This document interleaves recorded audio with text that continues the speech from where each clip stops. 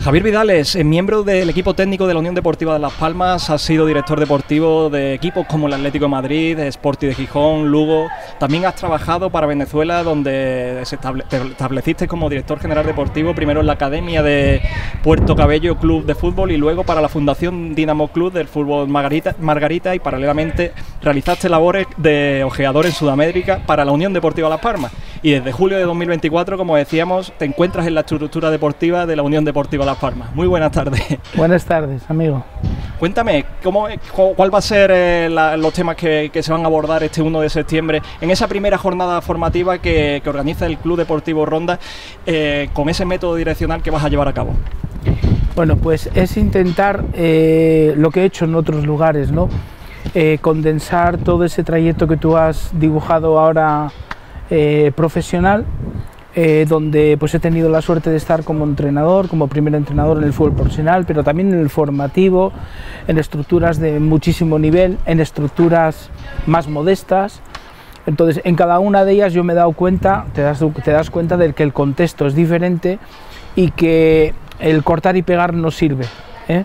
O sea, lo que pueda haber hecho yo como director en el Atlético de Madrid, si lo llevo al Real Sporting de Gijón, pues no va a servir. Y si estoy aquí en el Ronda, pues menos va a servir todavía, ¿no? ¿Por qué? Porque con lo que trabajas, evidentemente, con el nivel que trabajas, con el talento que tienes, con las estructuras que tienes, pues se van a dar cosas diferentes y el punto de partida es diferente. Entonces, ¿cuál es el objetivo? Pues intentar por todos los medios al entrenador, al técnico, darle una serie de parámetros para que pueda hacer una especie de traje a medida para sus jugadores, un traje a medida para sus equipos, un traje a medida para la estructura donde está trabajando, en este caso para el Unión Deportiva Ronda, Club Deportivo, ¿no? Pues intentar por todos los medios hacerle ver al entrenador que tiene que montar su propia metodología, que tiene que montar su propio modelo de entrenamiento. Y yo lo que voy a intentar es darles con qué hacerlo. Bueno, también se espera alcanzar esa formación dirigida tanto a entrenadores, como comentábamos, como a coordinadores, directores, incluso a padres, ¿no? Sí, porque es que al final trabajar, por ejemplo, en una estructura como esta de Ronda, ¿no? Con prácticamente 700 niños, más el equipo senior, niños y niñas, vamos, ¿qué ocurre? Estás trabajando alrededor de un niño, porque de esos 700 podemos ir a un niño. Entonces, todo lo que hagas con ese niño es como una especie de estrategia. Y en esa estrategia, ¿quién participa? Participa el entrenador, participa el delegado que anda por aquí, participan las personas que están en el lugar, participa el padre, participa el directivo, participa la prensa, participamos todos alrededor de ese niño. Entonces, ¿qué ocurre? Que lo que voy a intentar es transmitir, vuelvo a repetir, como he hecho en otros lugares, de que, por ejemplo, nosotros los entrenadores, al padre tenemos que meterlo dentro de esta historia, pero tenemos que meterlo de tal manera que el padre sepa dónde está su lugar, por ejemplo. Entonces, ¿qué ocurre? Que vengan padres, por ejemplo, a un curso de estos, es algo muy importante, porque los padres, si quieren saber del mundo, de ese sueño que tiene su hijo, no vale con ver partidos por la televisión, eso no se asemeja a lo que su hijo está viviendo aquí en el Ronda. No, lo que tiene que hacer es ser partícipe de algo que es muy importante para su hijo, porque no porque vaya a ser futbolista, sino porque lo que está intentando a través de ese sueño de intentar ser futbolista le va a quedar para la vida en otro tipo de órdenes que le van a hacer una persona pues mucho más fuerte para asumir cualquier tipo de reto, y eso el padre lo tiene que entender. Esto es algo que para mí, a lo largo de más de 30 años, he visto de que el fútbol, si somos capaces de orientarlo bien entre todos, de ahí salen cosas muy buenas para los más jóvenes. Como comentas, una formación también para padres que, como bien dices, sirva para orientar a esos hijos que pueden ser futuros futbolistas. Exactamente, exactamente. Unos pueden llegar a serlo porque se dice, son muy pocos los que van a llegar. Con lo cual, ¿qué estás diciendo? Es muy difícil conseguir llegar a serlo. Bueno, es muy difícil, pero a la vez es muy fácil. Es muy difícil, ¿por qué? Porque es muy complicado colarse luego en el fútbol profesional con jugadores de tanto nivel, es verdad, es verdad. Pero es muy fácil a la vez porque muy pocos de esos muchos realmente luchan por ello. Nada grande en la vida es barato, nada grande en la vida es gratis. Y el fútbol, los valores que tiene el deporte, y en este caso el fútbol, preparan a las personas para luchar cada día que se visten de corto por entrar en el equipo, por entrar en la cabeza del entrenador, y eso está generando una mentalidad en ese muchacho que le va a servir para cualquier cosa dentro de la vida. Entonces, unos llegarán al fútbol, a ser profesionales o semiprofesionales, pero la mayoría, a través del fútbol, lo primero que van a tener un recuerdo de esos momentos de niñez, de adolescencia, de juventud, recuerdos que no van a olvidar, porque las personas en la vida no olvidamos ni lo muy bueno ni lo muy malo, lo intermedio sí lo olvidamos. Entonces, estos momentos, cuando los chiquillos se visten de corto, son momentos que no olvidan si el escenario es el adecuado, pero el escenario va a ser el adecuado no solamente porque lo pinte o lo dibuje el entrenador, tenemos que ser entre todos, todo el mundo tiene que ayudar. ¿Cómo ha visto evolucionar el fútbol formativo en los últimos años? Bueno, pues ahí hay muchos debates, ¿no? Pero es tan sencillo como echar una mirada a lo que está ocurriendo con la selección española, con el Barcelona, con muchos clubes que de repente estamos viendo emerger en la primera división, en el máximo nivel, en la selección española, jugadores con 16 años, con 17, con 18, con 19, con 20, con 21. Por ejemplo, en el Atlético de Madrid, que he estado unos cuantos años como director, pues hacía años que no aparecían jugadores pues con 18 años, 19, en la primera plantilla del Atlético de Madrid, que es un lugar donde son todos internacionales, y colarse un chaval como Pablo Barrios, por ejemplo, ahí, pues no es fácil, o un chiquillo como Riquelme. Entonces, ¿yo a qué conclusión llego? Primero, a que tenemos mucho talento en todo el mapa nacional, tenemos mucho talento, y que hay algo que es muy importante a lo que se está dando muy poco valor desde mi punto de vista, porque esos muchachos, muchos, ¿de dónde salen? ¿De dónde salen? Ah, no, salieron del Barcelona, del Atlético de Madrid. No, sus inicios son en otras academias más chiquititas, menos protagonistas. Entonces, para mí el fútbol base en España, para mí está bastante bien. Yo diría que muy bien. De hecho, somos ejemplo para muchos países. Como exfutbolista, entrenador y ahora como ojeador, ¿cómo ha influido cada una de esas facetas en su enfoque hacia la formación de esos futuros talentos? Bueno, pues a minimizar qué es lo que necesita ese jugador de hoy. Para mí, estos chiquillos que están aquí entrenando, que son del Juvenil B del Ronda, son jugadores, para mí son jugadores de fútbol. El día que alguno de ellos llega al fútbol profesional, se convierten en futbolistas.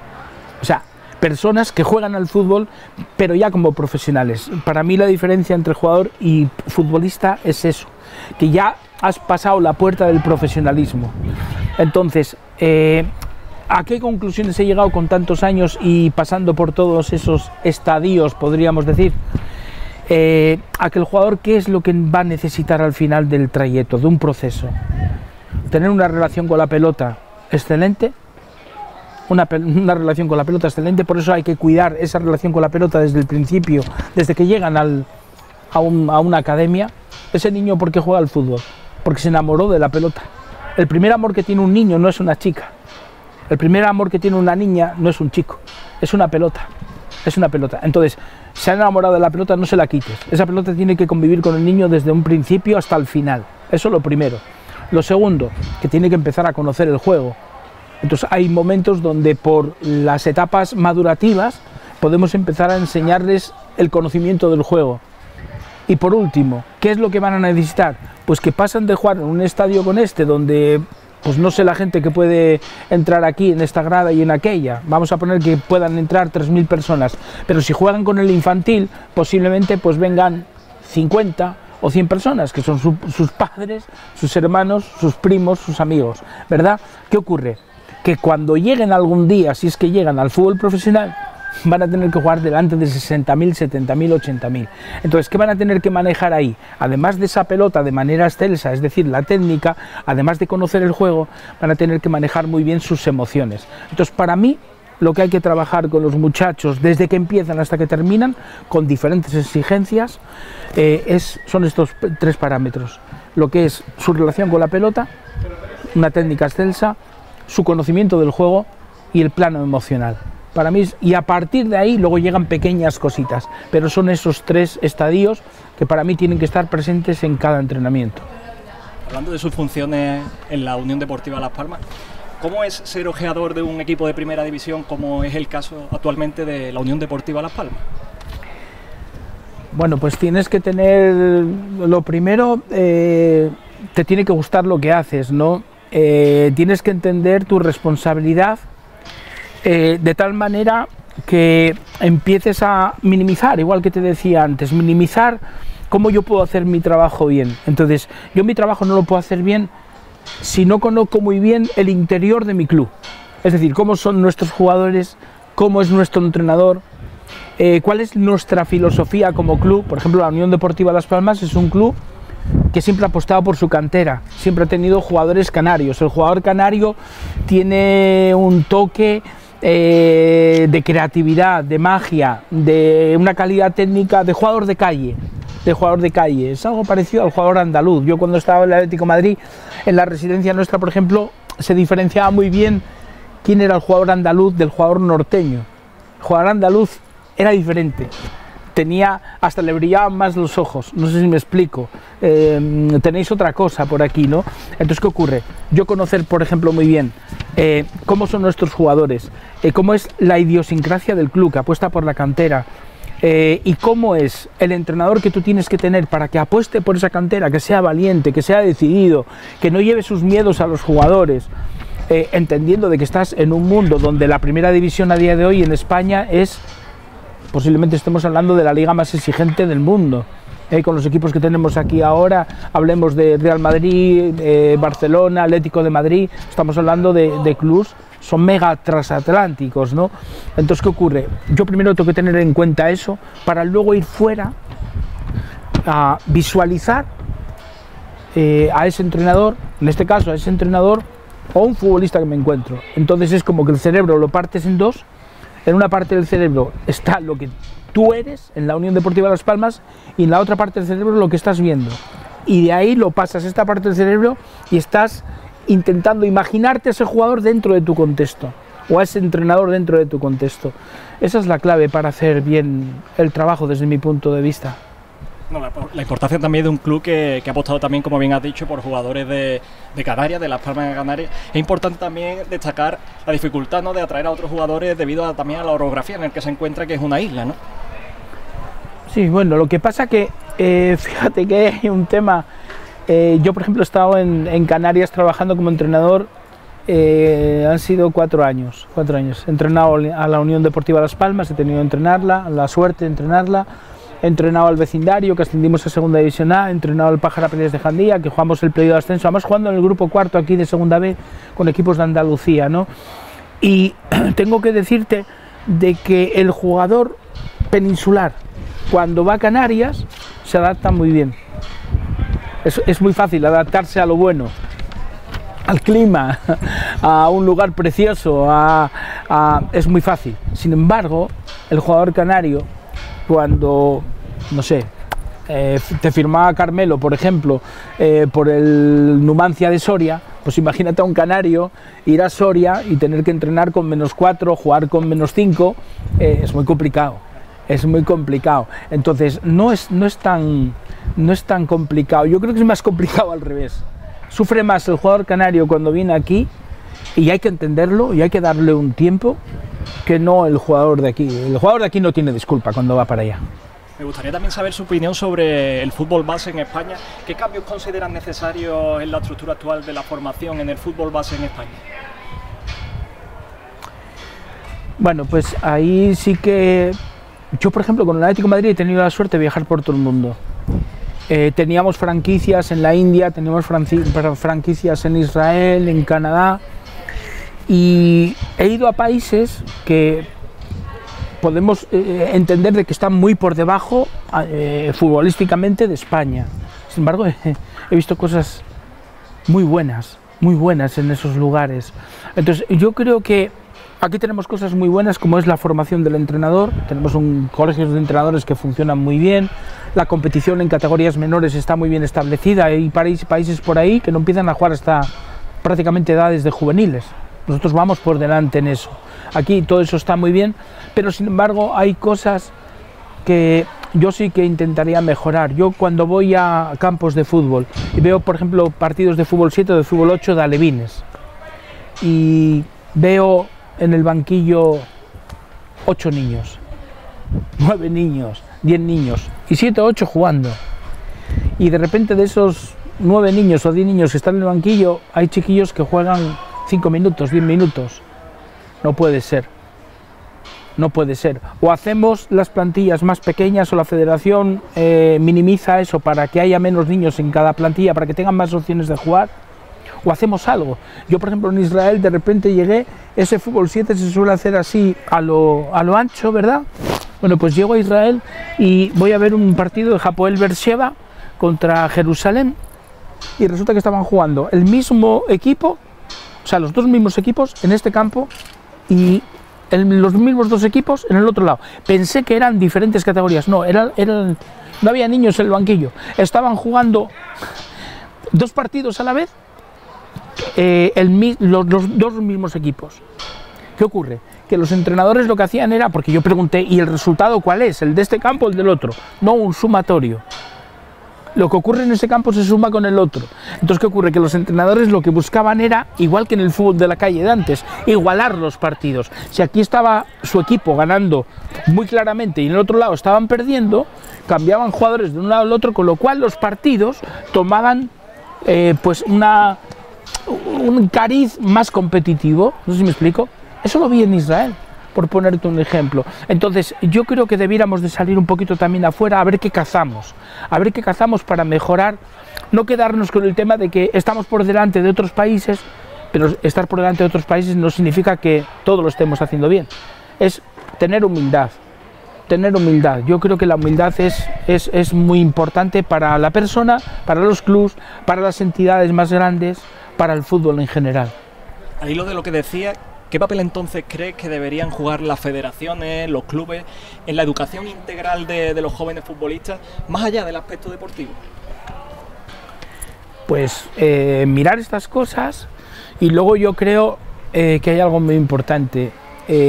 Por mucho que nosotros tengamos colegios de entrenadores, que a lo mejor hay otros países donde están precarios en esto, yo creo que en eso, entre más mejoremos a los formadores, a los entrenadores, mejores cosas van a pasar ahí con los niños. Entonces, yo ahí no me cansaría de darle vueltas de tuerca a la formación con entrenadores. Yo soy de los que digo de que el entrenador tiene los títulos, salimos los entrenadores con los títulos de entrenador y todos salimos iguales, porque a todos nos dan la misma materia. Pero luego, a partir de ahí, ¿qué?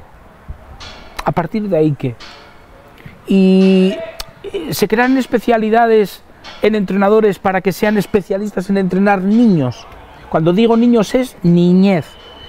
Y se crean entrenadores específicos, especialistas en entrenar a adolescentes. No es lo mismo hablar con un niño que con un adolescente. No es lo mismo trabajar con un niño que con un adolescente.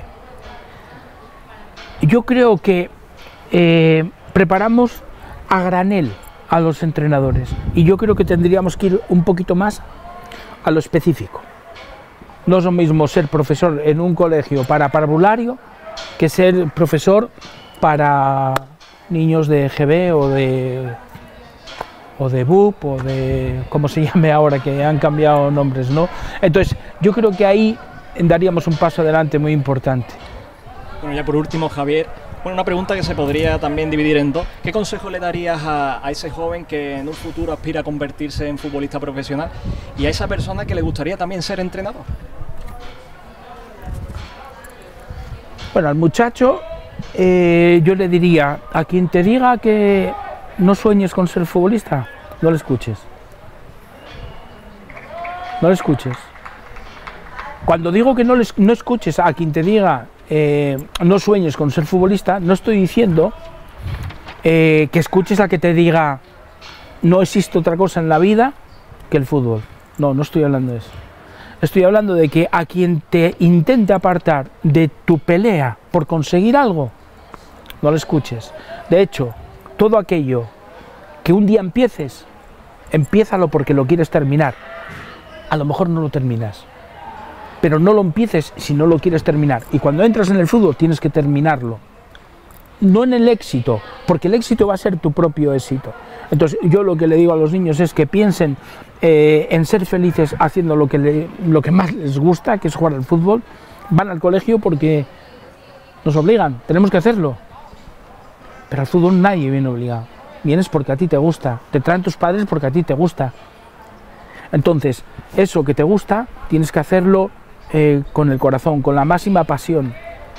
Y eso sí, estar preparado, ¿para qué? Y todos tenemos que estar alrededor del niño, preparando al niño, ¿para qué? Para que si no llega, no pasa nada, no es ningún trauma. Pero que no deje de soñar. ¿Cuál es el problema de soñar con ser futbolista? Y a los entrenadores les digo un poquito lo mismo. Les digo un poquito lo mismo. A los que trabajan en el fútbol base, yo les digo que son ángeles caídos del cielo, porque ¿trabajan por dinero? No. Yo me he pasado muchos años trabajando fuera del fútbol para poder entrenar. Trabajando fuera del fútbol para poder entrenar, porque yo tenía que llevar dinero para mi casa y lo ganaba pues poniendo ladrillos por ahí en edificios o limpiando letrinas no sé dónde para poder entrenar. Incluso para poder entrenar a las categorías menores del Sporting cuando empecé, porque ganaba muy poquito dinero y tenía que trabajar de otra manera. Luego hay otro fútbol, que es cuando ya llegas al fútbol semiprofesional. Bien, hay otra, que es un fútbol de riesgo, y luego está el fútbol profesional. ¿Qué ocurre? Yo lo que digo es, estés en el fútbol formativo, este de aquí, estés en el semiprofesional, o estés en el otro, tienes que ser feliz, porque trabajamos con personas. Entonces, yo no puedo llegar a un lugar donde trabajo con niños y llegar sin felicidad.